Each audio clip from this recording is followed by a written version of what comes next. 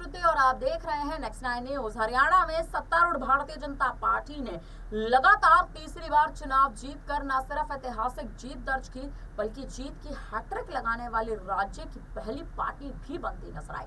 Bharatiya Janata party ने यह कमाल तब किया जब उसे कथित तौर पर डबल और मजबूत एंट्री इनकम्बेंसी की मार झेलनी पड़ रही थी।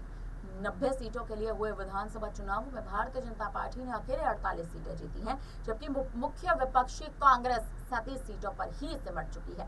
कांग्रेस को बड़ी उम्मीद थी कि वे एंटी इनकम्बेंसी के सहारे भारतीय जनता पार्टी को राज्य की सत्ता से बेदखल कर सकती है और 10 साल बाद सरकार में वापसी भी कर सकती है, लेकिन सब धरा का धरा रह गया।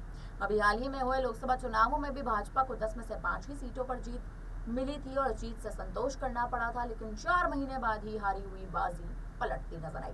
अब ऐसे में सवाल ये उठ रहे हैं कि भारतीय जनता पार्टी ने आखिर ऐसी कौन सी रणनीति बनाई या जमीनी स्तर पर ऐसा क्या किया कि मजबूत सत्ता विरोधी लहर के बावजूद भाजपा ने इतिहास रच दिया। कहा यह जा रहा है कि भाजपा की इस ऐतिहासिक जीत का श्रेय राष्ट्रीय स्वयं सेवक संघ यानी RSS को सीधे तौर पर जाता है, जिसने सूक्ष्म और ग्रामीण स्तर तक इस जीत की पटकथा लिखी है। 2020 से 21 में किसान आंदोलन के दौरान ही जाटलैंड खासकर इस प्रदेश में भाजपा की लोकप्रियता को झटका लगा था। इस पर जमीनी स्तर पर कार्यकर्ताओं और स्थानीय नेताओं के बीच असंतोष बढ़ गया था। संघ ने इसे भांप लिया।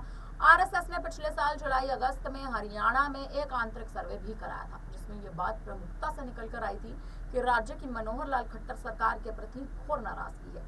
इसके बाद भारतीय जनता पार्टी ने ग्रामीण स्तर पर मतदाताओं के बीच विश्वास बहाली के लिए संघ से मदद भी मांगी थी।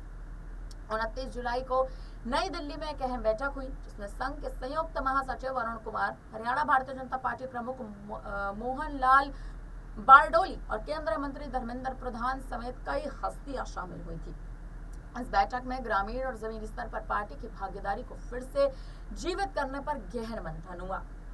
इसके अलावा इस बैठक में उम्मीदवारों के चयन, ग्रामीण मतदाताओं के साथ संबंधों में सुधार, लाभार्थी योजनाओं को बढ़ावा देने और पार्टी कार्यकर्ताओं और उम्मीदवारों के बीच समन्वय के संबंध में भी कई अहम फैसले लिए गए थे।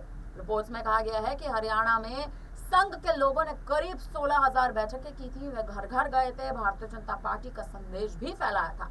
भाजपा के कार्यकर्ताओं से ज्यादा संघ के स्वयंसेवकों ने मजबूती से जमीनी स्तर पर प्रचार की बागडोर भी संभाली थी। संघ के लोगों ने इस दौरान हर दरवाजे को खटखटाया, हाथ जोड़कर वोट मांगे। रिपोर्ट्स में कहा गया है कि इसके अलावा मुख्यमंत्री नायब सिंह सैनी को ग्रामीण मतदाताओं के बीच संपर्क बढ़ाने को भी कहा गया था।